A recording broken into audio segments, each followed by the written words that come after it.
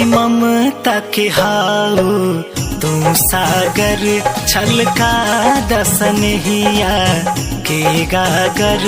एक बार हमरो भगिया जगाई दे तू, हमके आपन सेवकवा बनाई ले तू, हमके आपन सेवकवा बनाई ले तू।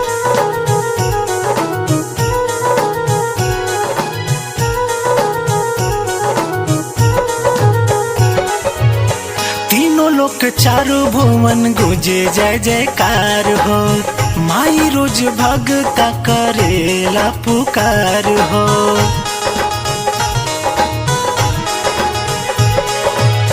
तीनों लोक चारों भुवन गुजे जय जयकार हो, माई रोज भगता करेला पुकार हो।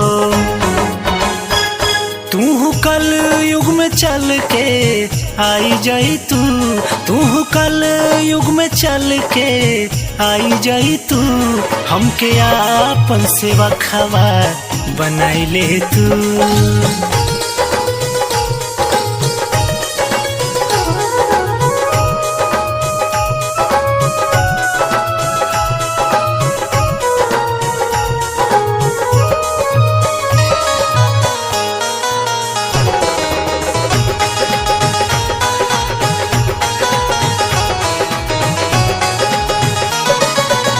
थावे वाली मैया के महिमा महान हो, पूजे खातिर आवे सारा दुनिया जहान हो।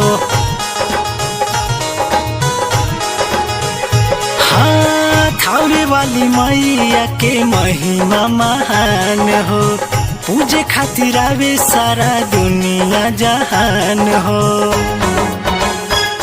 आके निमिये पे झुलुआ लगाई जाई तू, आके निमिये पे झुलुआ लगाई जाई तू, हमके आपन सेवकवा बनाई ले तू, हमके आपन सेवकवा बनाई ले तू।